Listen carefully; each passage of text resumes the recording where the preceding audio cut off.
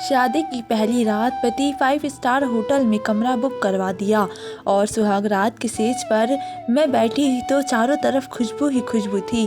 मैं बैठी हुई पति का इंतज़ार करने लग गई। आधी रात को पति कमरे में आया, मगर उस रात मेरे होश उड़ गए जब पति के साथ उसके दोस्तों ने भी मुझे मैं उस वक्त अपने आप को जितना भी खुशनसीब समझती कम था। उस वक्त मैं सबसे बड़े और महंगे होटल के रूम में दुल्हन के रूप में बैठी अपने पति का इंतज़ार कर रही थी। ये वो होटल था कि जहाँ पर चाय बनाने वाला भी खुद को खुशनसीब समझता था। इस शहर का बहुत महंगा होटल था। यहाँ पर सिर्फ अमीर कभी लोग ही आते थे। हम जैसे घराने के लोग तो ऐसी जगह के ख्वाब बस देख ही सकते थे। मुझे याद आने लगा कि मैं जिस कॉलेज में पढ़ती थी, मेरी बस रोज़ाना उस होटल से होती हुई आगे बढ़ जाती थी। उसके 10 मिनट के बाद मेरा कॉलेज आता था, क्योंकि वे एक गवर्नमेंट कॉलेज था। जब भी मैं कॉलेज जाते हुए बस से उस होटल की तरफ देखती तो मेरे दिल से एक आवाज़ निकलती थी कि अमीरों के भी बड़े मज़े हैं, कैसे बड़े बड़े होटलों में खाना खाते हैं, चाय पीते हैं। मैं ये सोचकर ही रह जाती हूँ। मुझे शुरू से ही दौलतमंद लोग बहुत ही ज़्यादा अच्छे लगते थे। मैं अमीर लोगों से बहुत खुश होती थी, चाहे वे शख्स देखने में काला मोटा बुढ़ा ही क्यों ना हो। मेरी नज़र जब उसकी कीमती गाड़ी पर, कीमती लिबास पर पड़ती तो मुझे वह हसीन लगने लगता था। लेकिन मैं जानती थी कि ये मेरे लिए एक हसीन ख्वाब है और ख्वाब बनकर ही रहेगा, क्योंकि मेरी मंगनी मेरे चाचा के बेटे से हो चुकी थी और वे एक किराने की दुकान चलाता था। मेरे लिए मुमकिन ही नहीं था कि मैं उस होटल में जाने के ख्वाब देख सकती। बहरहाल हम जैसे मिडिल क्लास लड़कियां ऐसे हसीन ख्वाब आंखों में बसाकर अपनी जवानी किचन में गुजार देती है, लेकिन फिर शादी के बाद वही गम आएगा कि रो धोकर ज़िंदगी बसर कर लेती है। मुझे पता था कि मेरी ज़िंदगी भी ऐसी ही होगी। मेरी दोनों बड़ी बहनें बहुत ही खूबसूरत थी और दोनों की शादियाँ भी खानदान में हुई थी। हमारे यहाँ शादी खानदान से बाहर करने का कोई रिवाज ना था। मेरी बहनें भी ऐसे ही बातें करती थी। उस वक्त मैं छोटी थी। मेरी बहन किसी की बड़ी गाड़ी देखकर कहती थी, काश हमारे लिए भी कोई गाड़ी वाला रिश्ता आ जाए। दूसरी बहन मेरी बड़ी बहन को थपकी लगाते कहती थी कि खानदान से बाहर तो रिश्ता होने से रहा और हमारे खानदान में साइकिल तक नहीं है, किसी के पास गाड़ी तो बहुत दूर की बात है। हम 3 बहनें थी, भाई कोई ना था और मैं दोनों बहनों से छोटी थी। अपनी बहनों की बातें सुनती तो मेरी आंखें भी ऐसे ही ख्वाब सजाने लगती थी, क्योंकि मैं अपने दोनों बहनों से कोई ज़्यादा खूबसूरत थी। लेकिन उस वक्त मैं जी भरकर रोई जब पापा ने मेरी मंगनी मेरे चाचा के बेटे से कर दी। देखने में वे बहुत ही शक्ल का अच्छा था, लेकिन क्या फ़ायदा ऐसी शक्ल का जो जेब से कंगाल हो। मेरी ख्वाहिश तो थी कि मुझे ऐसा पति मिले जो मुझे बड़े बड़े मॉल में शॉपिंग करवाए, लाखों रुपये मुझ पर लुटाए, लेकिन वे किराने की दुकान चलाने वाला शख्स भला खास मेरी ख्वाहिशों को पूरा करता। वे 2 महीने भर का राशन ही डाल के दे देता, लो दाल चावल पर गुजारा करो। अंगूठी पहनते हुए मेरे मोटे मोटे आंसू नीचे गिर रहे थे।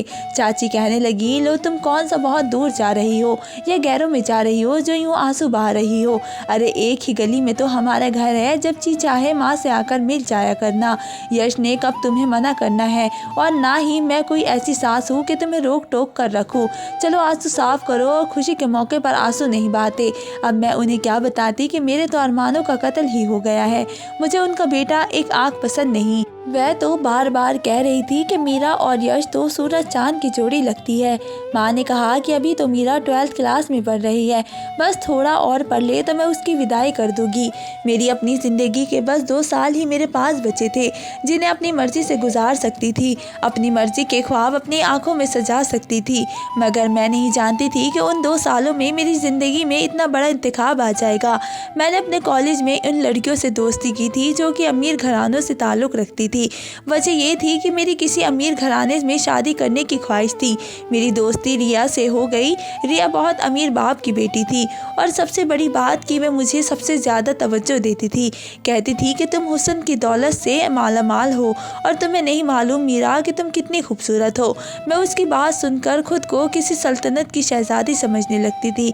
रिया आम से नक्श की मामूली सी शक्ल सूरत की लड़की थी, लेकिन उसके पास पैसे बहुत थे। और मेरे पास सिर्फ हुस्न था, जेब से बिल्कुल खाली थी। तो जब मेरी मंगनी यश से हुई तो अगली रोज़ मैंने ये खबर रिया को सुना दी। ये सुनकर तो उसकी रंगत फीकी पड़ गई थी। कहने लगी, तुम और इस मामूली किराने वाले की बीवी बनोगी।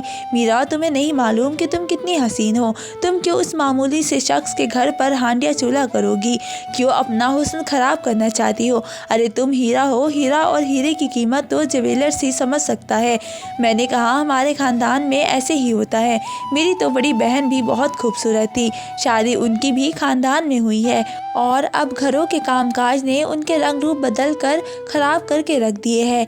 कहने लगी, मुझे बहुत दुख हो रहा है। फिर कहने लगी कि मेरा एक कज़िन है, उसने तुम्हें देख लिया था, तब से मेरे पीछे पड़ा था कि मेरी उस लड़की से दोस्ती करवा दो, मुझे ये बहुत अच्छी लगती है। फिर कहने लगी, वे बहुत अमीर है, हमसे भी ज़्यादा। ये सुनकर मैंने अपनी किस्मत पर और भी ज़्यादा अफसोस किया कि मैंने कहा कि पहले तुमने क्यों नहीं बताया। वे कहने लगी, मुझे लगा शायद तुम इन चीज़ों को पसंद न करती हो, मुझे लगा तुम लड़कों से दोस्ती को बुरा समझती हो। मैंने कहा, ऐसी भी कोई बात नहीं है, लेकिन बहरहाल अब क्या फ़ायदा। कहने लगी कि चलो कोई बात नहीं, शादी तो 2 साल बाद होनी है, दोस्ती कर लेने में क्या हर्ज है। और तुम्हें पता है, जिस लड़की से वे दोस्ती करता है उसे तो वह सोने से तोल के रख देता है। ये सुनकर तो मेरी आंखें फैली रह गई थी।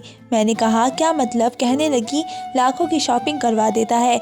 इन्हें ये सुनकर तो मेरा दिल मातम करने लगा था कि मेरी किस्मत क्यों यश के साथ जाकर जुड़ी है।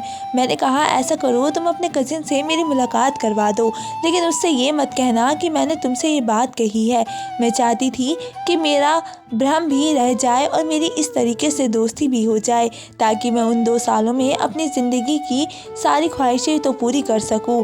मेरे दिल में कल को यह हसद तो नहीं रहेगी कि मैंने कभी अच्छी गाड़ी में बैठकर नहीं देखा, ये कभी महंगी चीज़ नहीं खरीदी। ये सुना था कि मेरी दोस्त तो खुश हो गई। अगले ही दिन एक काले रंग की गाड़ी मेरे कॉलेज के बाहर खड़ी थी और उसमें एक नौजवान था, जिसकी शक्ल सूरत तो मामूली थी, लेकिन उसका पहनना ओढ़ना बहुत ज़्यादा खूबसूरत था, और मैं उसके कपड़े देखकर ही इम्प्रेस हुई थी। उसकी गाड़ी देखकर मैं आंखें झपकना भूल गई थी। उस नौजवान को इतने अच्छे सूट में देखकर मुझे लगा मेरे ख्वाबों का शहजादा मेरे सामने हो। रिया कहने लगी, तुम जाओ, मैंने इसे सब कुछ बता चुकी हूँ, वे तुमसे दोस्ती करना चाहता है। और मैंने कहा कि अगर मैं देर से घर पहुँची तो मेरे घर वाले तो मुझे छोड़ेंगे नहीं। फिर मुझे उस लड़के के साथ अकेले बैठकर कहीं जाने में हिचकिचाहट सी महसूस हो रही थी। रिया कहने लगी कि कोई बात नहीं, कह देना कि बस लेट आई थी, ट्रैफिक जाम था, आधे घंटे की तो बात है। और जानती हो आज भी तुम्हें कहाँ लेकर जाने वाला है? 5 स्टार होटल में लेकर जाएगा वो तुम्हें, और एक ज़बरदस्त पार्टी भी देने वाला है।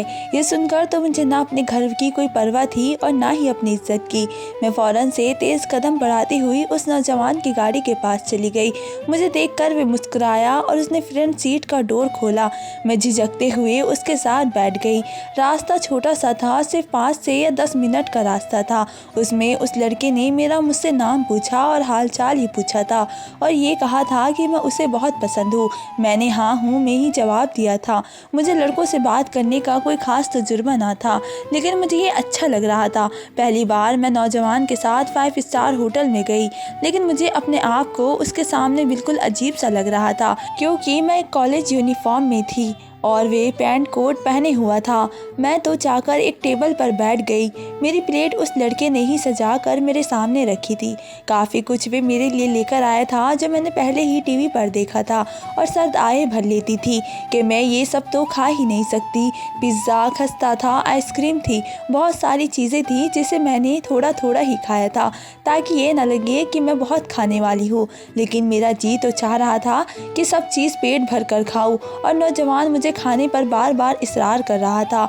लेकिन मैंने यही कहा, नहीं बस मैं तो ये खाती ही रहती हूँ, आज इतना मूड नहीं है। लेकिन मुझे उस वक्त हैरत हुई जब वेटर ने आकर बिल मांगा, और उस लड़के ने अपने पर्स से 10,000 रुपये निकाल कर दिए थे।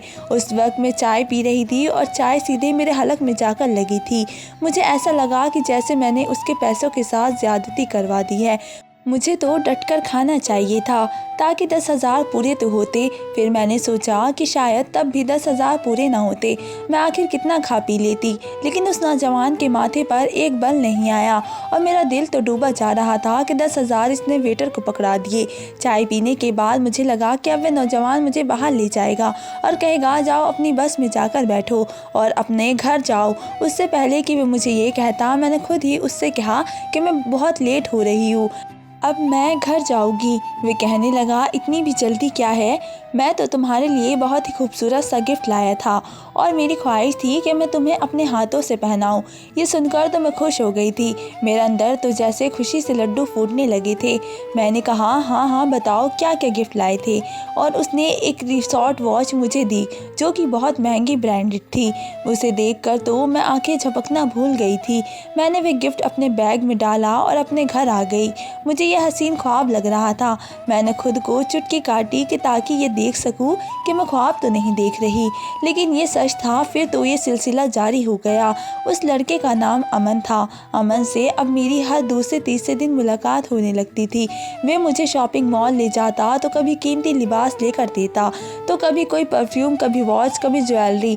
मैं तो जैसे उसकी दीवानी हो गई थी। फिर उसने मुझसे कहा कि वह मुझसे बहुत ही मोहब्बत करने लगा है, क्योंकि वह जानता था कि मेरी मंगनी हो चुकी है। हमारे ख़ानदान से बाहर शादी नहीं होती। ये सुनकर मैं बहुत ही परेशान सी होने लगी। मैंने कहा, मोहब्बत तो मैं भी तुमसे करती हूँ, लेकिन मैं अपने पापा के सामने यह नहीं कह सकती। वे कहने लगा, तुम कैसे किसी और लड़के से शादी कर सकती हो? जब तुम मुझसे मोहब्बत करती हो, वे तुम्हें क्या दे सकता है? तुम इतनी हसीन हो, इतनी खूबसूरत हो, तुम्हें अंदाज़ा भी नहीं है, और वे एक किराने वाला तुम्हारी ज़िंदगी बर्बाद करके रख देगा। मीरा, तुम कुछ सोचो। मैं तुम्हें ज़मीन से आसमान पर ले जाने के ख्वाब देख रहा हूँ और एक तुम हो कि अपने माँ बाप के घर के बारे में सोचे जा रही हो। अरे नहीं, तुमसे मोहब्बत होती तो तुम्हारे अच्छे का सोचते, तुम्हें किसी थर्ड क्लास किराने वाले से ना मंगनी करते। अमन की बात ने तो मेरी सोचों को नया रूप दे दिया था। मैंने कहा कि तुम ठीक कह रहे हो, लेकिन मैं क्या कर सकती हूँ? रिश्ता भी लेकर आओगे तो मेरे माँ बाप इनकार कर देंगे। वे कहने लगा, ऐसा करते हैं, हम भागकर शादी कर लेते हैं, और वैसे भी तुम जानती हो मेरे पास कितनी दौलत है, मैं तुम्हें रानी बनाकर रखूँगा। कहने लगा, शादी के बाद तुम्हारे माँ बाप तुम्हें बंगले में ऐश करता देखेंगे तो खुद ही तुम्हें कबूल कर लेंगे।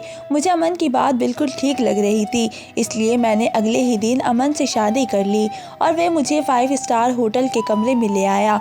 मुझे कमरे में बिठाकर कमरे से बाहर जा चुका था। मैं उस वक्त दुल्हन का सूट पहने बेहद हसीन लग रही थी, लेकिन मुझे वहाँ बैठे बैठे 1 घंटा गुजर गया था। अमन वापस ही नहीं आया था। फिर कमरे का दरवाज़ा खुला और नौजवान जो अंदर दाखिल हुआ, उसे देखकर तो मेरे होश ही उड़ के रह गए थे, क्योंकि वह अमन नहीं कोई और था। अमन का दोस्त जो कि हमारी शादी का गवाह बना था। उस वक्त वह यहाँ पर आया क्या कर रहा था? मैंने कहा कि आप यहाँ क्यों आए हैं? अमन कहाँ है? तो कहने लगा, अभी मेरी बारी है। मैं नहीं जानती थी कि मेरे साथ इतना बड़ा धोखा भी हो सकता है। इस अमन नाम वाले शख्स ने मुझे किसी को दिखाने के काबिल नहीं छोड़ा था। उसका एक ग्रुप था जिसमें रिया भी काम करती थी। वे कॉलेज में मासूम भोली भाली लड़कियों को पैसे का झांसा देती थी और उसे अमन नाम शख्स को अपना कज़िन या भाई बताकर लड़कियों से दोस्ती करवाती थी। शुरू में वे उन्हें महंगे महंगे गिफ्ट देते थे। इसके बाद शादी का झूठा ख्वाब दिखाकर उनसे बलात्कारी करवाते थे। मैं फूट कर रो रही थी। मुझे अपनी गलती का एहसास बड़ी शिद्दत से हो रहा था कि मैं अपने माँ बाप की बात क्यों नहीं मानी। माँ बाप अपनी औलाद के लिए जो भी फैसला करते हैं ठीक ही करते हैं, और मेरा कज़िन यश बेशक एक किराने वाला था, लेकिन मुझे इज्जत की ज़िंदगी देना चाहता था। लेकिन मैंने अपने आप को जहन्नुम के अंधेरों में लाकर फेंका था, सिर्फ अपनी चंद ख्वाहिशों को पूरा करने के लिए। मैंने अपनी ज़िंदगी एक जहन्नुम में डाल दी थी जिससे बाहर जाने का कोई भी रास्ता ना था। आज मेरे पास अच्छा लिबास था, ब्रांडेड जूते, कीमती ज्वेलरी थी, लेकिन मेरे पास इज्जत नहीं थी। मुझे कोई भी शख्स इज्जत की नज़र से नहीं देखता था। मैं बड़ी बड़ी गाड़ियों में आती जाती थी, लेकिन गुनाह की ज़िंदगी में मेरे दिन और रात गुजरते थे। जब मेरी आंखों के सामने कोई अच्छे घराने की औरत अपने पति के साथ बाइक पर बैठी अपने बच्चों को गोद में लेकर गुजरती, तो मुझे भी उसे देखकर हसरत भरी नज़रों से देखती थी और सोचती थी कि मेरी ज़िंदगी भी ऐसी ही इज्जतदार हो सकती थी अगर मैं दौलत की झूठी चमक न देखती। तो ये 5 स्टार होटल जो कभी मेरे ख्वाब होता था, आज मुझे जहन्नुम लग रहा था, जहाँ मैं कई रातें गैर मर्दों के नाम कर चुकी थी। यह आलीशान कमरा मेरे लिए जहन्नुम से कम ना था। मैं रोती थी, गिड़गिड़ाती थी, लेकिन मेरे लिए वापसी का कोई रास्ता ना था। मेरे माँ बाप कभी मुझे कबूल ना करते, इसलिए मेरी उन लड़कियों से गुजारिश है जो कि इज्जतदार घराने में रहते हुए भी अमीर घराने के ख्वाब देखती है और शॉर्टकट के चक्कर में समझती है कि क्या वे लड़के उन्हें वाकई महल की रानी बना देंगे, और उनकी बात मानते हुए अपने माँ बाप की इज्जत को रोन देती है। वे कभी भी और कहीं भी इज्जत नहीं पाती। मेरी ज़िंदगी से सबक हासिल करे और ऐसी राह से बचने की कोशिश करे। तो दोस्तों, आपको मेरी कहानी कैसी लगी मुझे कमेंट करके ज़रूर बताएं। धन्यवाद दोस्तों।